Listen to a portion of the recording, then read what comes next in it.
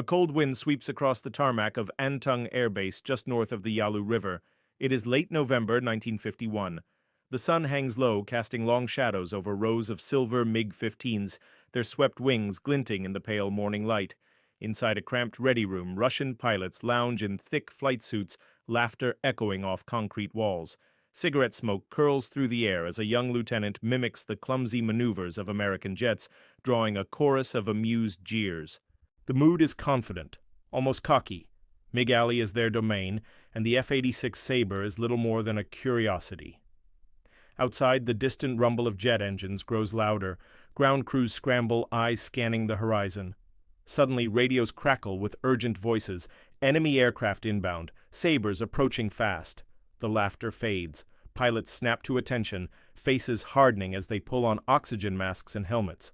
The door swings open and the men file out, boots crunching on frostbitten gravel. Above the river, contrails twist and merge in the thin air. The first F-86 slice through the clouds, sunlight flashing off polished metal. In seconds, the sky erupts.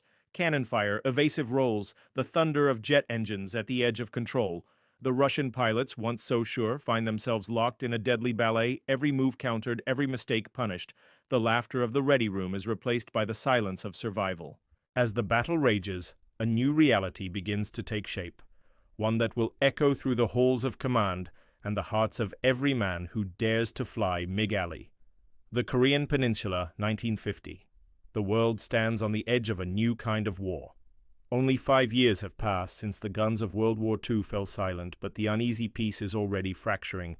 The Soviet Union and the United States, once allies against fascism, now face each other as rivals, locked in a global contest of ideology, technology, and influence. The Cold War has begun, and Korea is its first battlefield. In June 1950, North Korean forces, backed by Soviet equipment and Chinese support, surge across the 38th parallel. South Korea reels under the assault. The United Nations, led by the United States, responds with force, sending troops, tanks, and aircraft into the fray. The war quickly escalates, drawing in thousands of men and machines from around the world. The skies above Korea become a proving ground for the next generation of aerial warfare. At first, American pilots fly F-80 Shooting Stars and F-84 Thunderjets, straight-winged jets born from the lessons of World War II. They face a new adversary, the MiG-15, a swept-wing Soviet fighter with blistering speed and heavy armament. The MiG-15, powered by the Klimov VK-1 turbojet, can climb faster and fly higher than anything the Americans have. Its twin 23mm cannons and single 37mm gun make it a deadly opponent, especially for lumbering bombers and slower jets. The Soviets, officially absent from the conflict, send their best pilots to train and lead North Korean and Chinese airmen. These men, veterans of the Eastern Front, bring with them the tactics and discipline of the Red Air Force. They operate from bases just across the Yalu River, protected by political boundaries that UN pilots are forbidden to cross. The result is a shadow war, fought in the thin air above Korea, but shaped by decisions made in Moscow and Washington. MiG Alley, a stretch of sky near the Yalu, becomes the crucible of this conflict. Here, Soviet and American pilots duel at supersonic speeds, pushing the limits of their machines and their nerves. The MiG-15 dominates early encounters, its pilots confident and aggressive. American losses mount, and the myth of Soviet invincibility grows. In ready rooms and briefing halls, Russian flyers mock the Sabre, dismissing it as slow, clumsy, and outmatched. But change is coming. The U.S. Air Force, recognizing the threat, begins to deploy its own swept-wing fighter, the North American F-86 Sabre. Sleek, fast, and agile, the Sabre is designed to meet the MiG-15 head-on. Its arrival marks a turning point, setting the stage for a new phase in the air war over Korea. The world watches as two superpowers, through proxies and deniable pilots, test the future of aerial combat. The stakes are high, and every dogfight carries the weight of global rivalry. In the cold skies above Korea, the balance of power is about to shift. The arrival of the F-86 Sabre in late 1950 signals a new chapter in the Korean Air War. American engineers, drawing on captured German research and their own wartime experience, have crafted a fighter that can finally challenge the MiG-15. The Sabre's swept wings, powered by a General Electric J-47 turbojet, allow it to match the MiG's speed and climb. Its bubble canopy offers unmatched visibility, and its 6 50-caliber machine guns, paired with a cutting-edge radar gunsight, give pilots a lethal edge in high-speed dogfights. The first Sabres touched down at Kimpo and Suwon airfields, their polished aluminum skins gleaming in the winter sun. Pilots, many of them veterans of World War II, gather for briefings studying the MiG's strengths and weaknesses. They know the odds, they have read the reports of heavy losses and the tales of Soviet aces. But the mood is determined. The Sabre is their answer, and they are ready to test it in the crucible of MiG Alley. Combat over Korea is unlike anything seen before. The Yalu River marks the boundary between war and politics. American pilots are forbidden to cross it, while Soviet and Chinese jets launch from bases just beyond its reach. Every engagement is a dance along this invisible line, with both sides pushing the limits of international law and military restraint. The air war is fast, brutal, and unforgiving. Pilots must master not only their machines but also the shifting rules of engagement. Early encounters are fierce. MiG-15s dive from high altitude using their superior climb and firepower to ambush Sabres. American pilots respond with aggressive tactics, high-speed slashing attacks, tight turns, and coordinated formations. The Sabre's radar gunsight proves invaluable, allowing pilots to track and fire at targets in split-second bursts. Losses are heavy on both sides, but the balance begins to shift. The Sabre's agility and the skill of its pilots start to erode the MiG's early advantage. Behind the scenes, intelligence officers pore over gun camera footage and wreckage reports. Engineers tweak engines and airframes, searching for every possible edge. Commanders debate strategy, weighing the risks of escalation against the need for victory. The air war becomes a contest not just of machines, but of minds, each side adapting, learning, and evolving with every sortie. By mid-1951, the myth of MiG invincibility is fading. American aces emerge, their names whispered in both UN and Soviet circles. The Sabre's kill ratios climb, and the laughter in Russian ready rooms grows uneasy.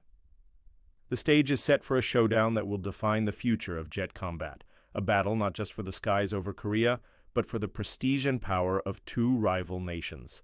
As the clouds gather over MiG Alley, every pilot knows that the next mission could tip the scales. The world holds its breath, waiting to see who will master the new era of aerial warfare. In the cockpit, the war is personal. Soviet pilots, many just out of flight school, sit shoulder to shoulder with veterans of Stalingrad and Kursk.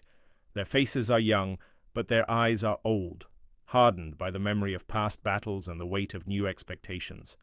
They fly under North Korean or Chinese insignia, their true identities hidden by politics and secrecy.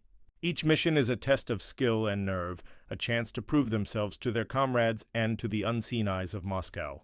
Across the lines, American pilots prepare in their own way. Some are seasoned aces, their jackets adorned with patches from Europe and the Pacific. Others are fresh from training, eager and anxious. The Sabre's cockpit is cramped, the controls familiar yet demanding. Before takeoff, they share quiet words, a handshake, a glance that says everything. In the air, there is no room for doubt. Every maneuver, every burst of gunfire is a matter of life and death. The rivalry is fierce, but beneath it lies a grudging respect. Each side knows the other is fighting for survival.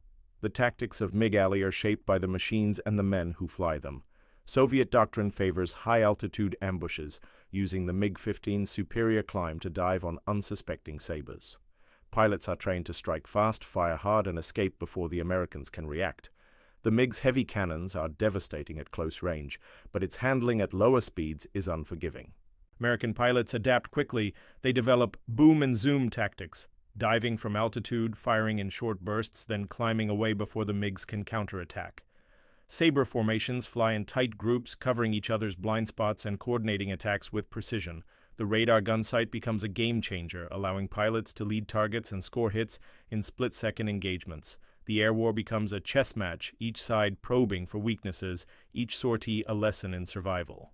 The MiG-15 is a marvel of Soviet engineering. Its swept wings, inspired by German research, allow it to reach speeds over 670 miles per hour. The Klimov VK-1 engine delivers raw power, propelling the jet to altitudes where only the Sabre can follow. Its armament, two 23mm cannons and a single 37mm gun, can shred bombers and fighters alike. The MiG's design is simple, rugged, and deadly. The F-86 Sabre is America's answer. Its own swept wings, powered by the J-47 turbojet, give it speed and agility to match the MiG. The Sabre's bubble canopy offers panoramic views crucial in the chaos of dogfights. Its 650 caliber machine guns, paired with the radar gunsight, provide accuracy and firepower. Engineers continue to refine the design, pushing the limits of what a jet fighter can do. The technological race is relentless, each side striving for the edge that will tip the balance. Behind every sortie, leaders shape the course of battle. Soviet advisors, many with years of combat experience, oversee training and tactics from the shadows. They push their pilots to be aggressive, to exploit every advantage, and to never underestimate the enemy. Their presence is felt in every briefing, every debrief, every decision made in the air.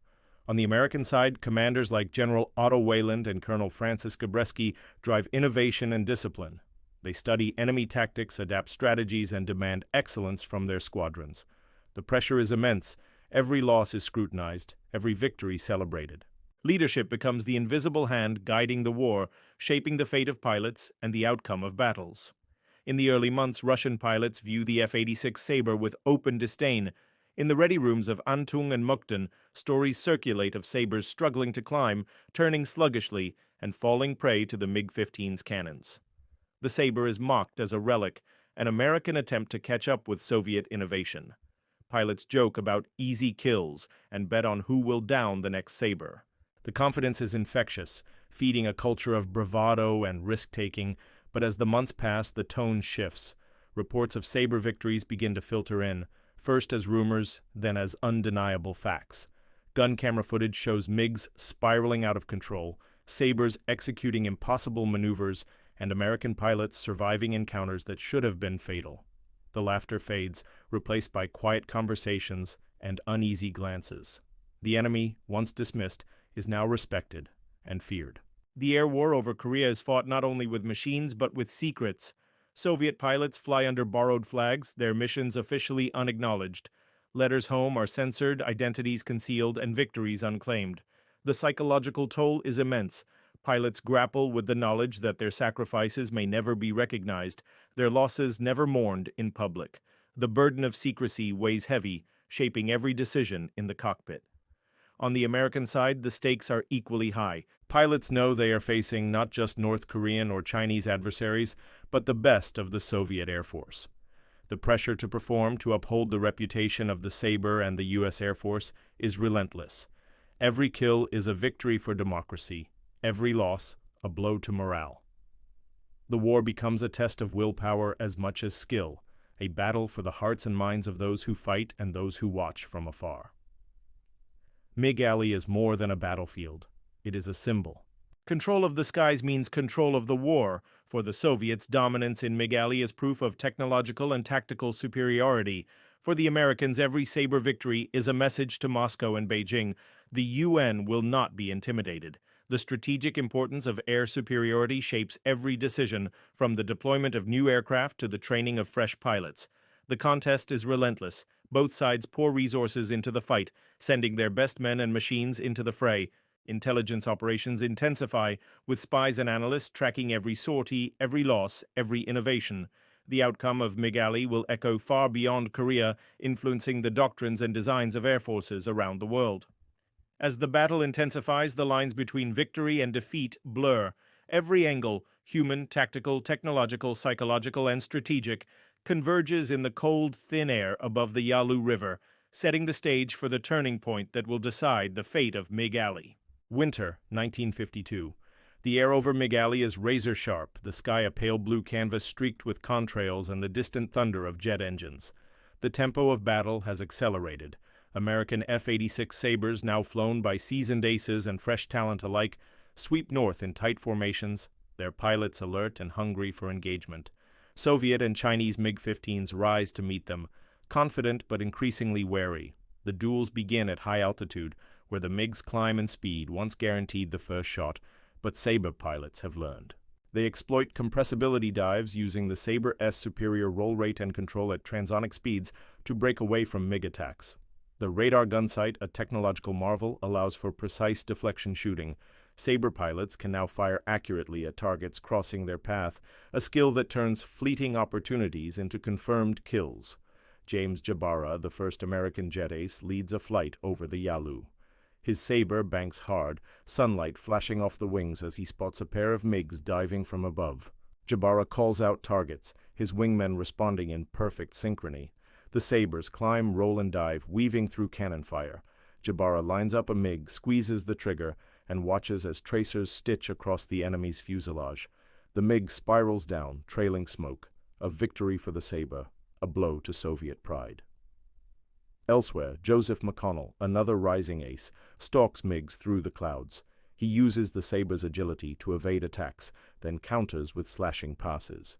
His gun camera records the moment a MiG explodes in midair, the debris scattering across the frozen landscape below. Each kill is documented, analyzed, and celebrated in UN briefings. The kill ratios begin to climb, first 2-to-1, then 4-to-1, and higher. Soviet pilots, once dismissive, now study Sabre tactics with growing concern. They notice patterns. Americans favor high-speed engagements, avoid turning dogfights, and use teamwork to overwhelm isolated MiGs.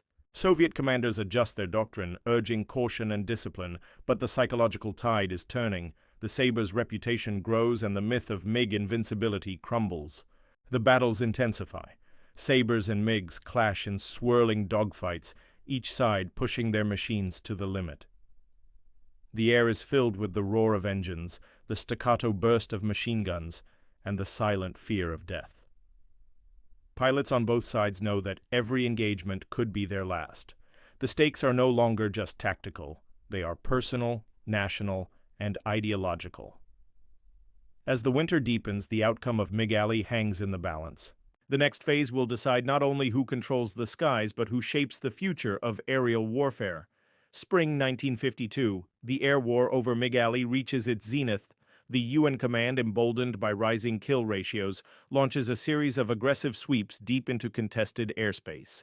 F-86 Sabres, now equipped with improved engines and refined gunsights, fly with a confidence born of hard-won experience. The pilots know the terrain, the enemy, and the rhythm of battle.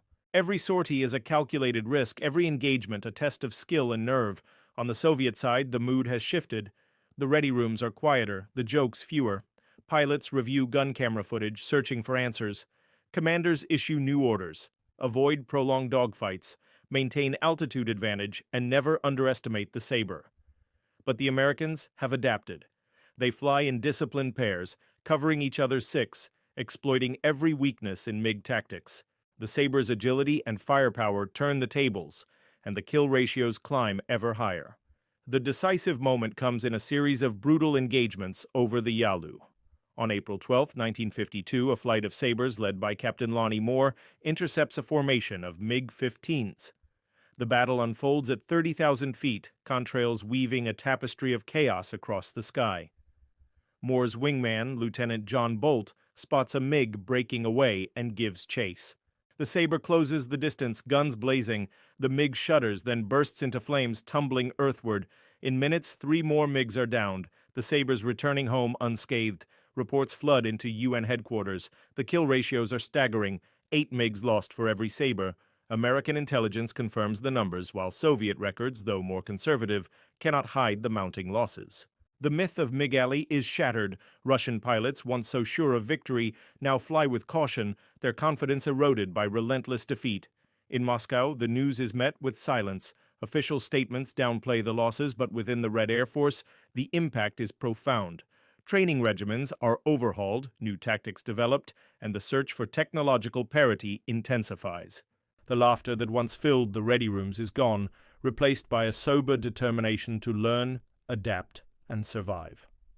For the Americans, the victory is bittersweet. The cost in lives and machines is high, but the achievement is undeniable.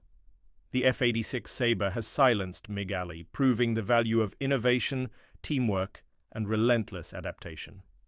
The air war over Korea has reached its turning point, and the world takes notice. The consequences of these battles will ripple far beyond the Korean peninsula, shaping the doctrines, designs, and destinies of air forces for decades to come. The skies over Korea grow quieter as the war grinds toward stalemate.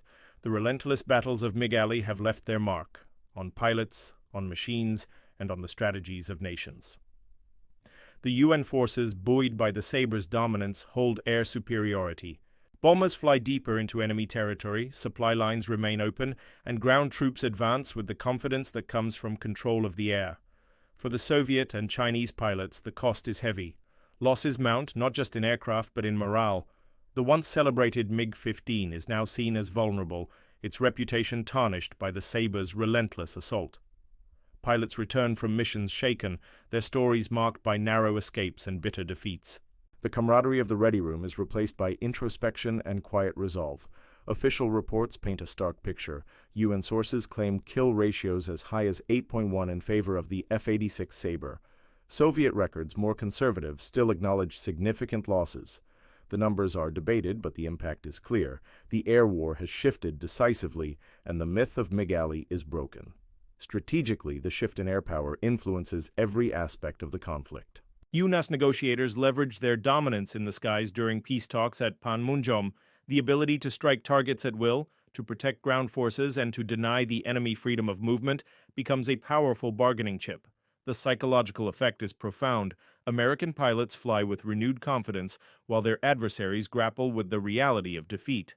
The lessons of MiG Alley are studied in detail. Gun camera footage, wreckage analysis, and pilot debriefings feed into new training programs and tactical doctrines. The U.S. Air Force refines its approach to air combat, emphasizing teamwork, adaptability, and technological innovation. Soviet planners, meanwhile, begin work on the next generation of fighters, determined to regain lost prestige. The human cost is undeniable. Hundreds of pilots are lost on both sides, their names recorded in quiet ceremonies and secret reports. Survivors carry the scars of battle, physical, emotional, and psychological. The war in the air is over, but its legacy endures in every pilot who flew, every engineer who built, and every commander who planned. As the armistice approaches, the world reflects on the lessons of MiG Alley. The balance of power has shifted, and the future of aerial warfare will never be the same.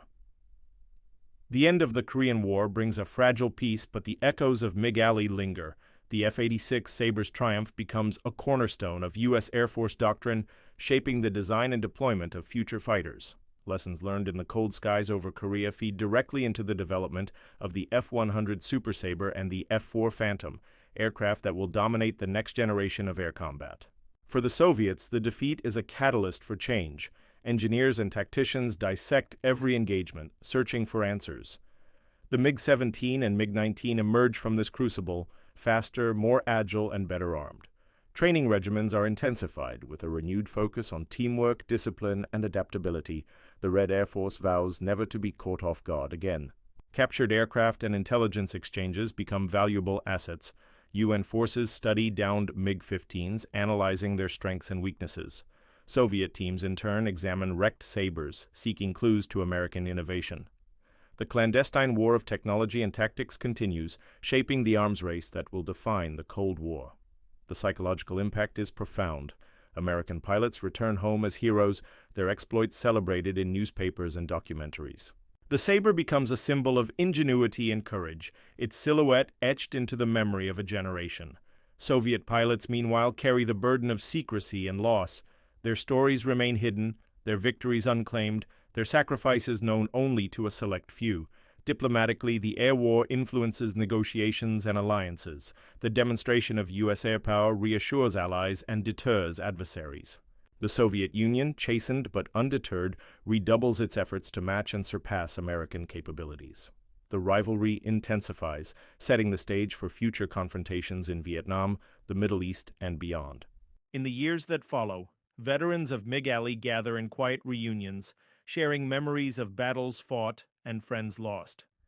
The contrails of their jets have faded, but the legacy endures in the doctrines they shaped, the machines they flew, and the history they wrote in the skies above Korea.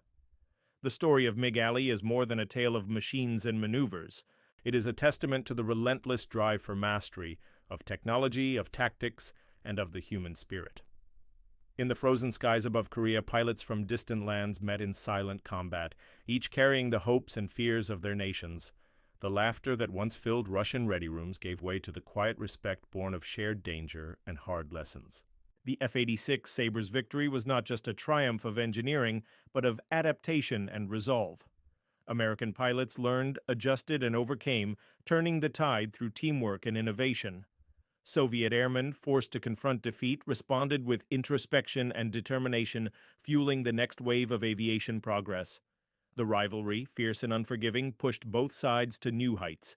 MiG Alley's legacy endures in every contrail that traces the sky, in every pilot who climbs into a cockpit, and in every nation that seeks security through strength. The battles fought above the Yalu River shaped the future of aerial warfare, reminding the world that technology alone is never enough. It is the courage to face the unknown, the humility to learn, and the will to endure that define victory. As the sun sets over Korea's mountains, the echoes of jet engines fade into memory. The lessons of MiG Alley remain, etched in history, honored in silence, and carried forward by those who dare to fly.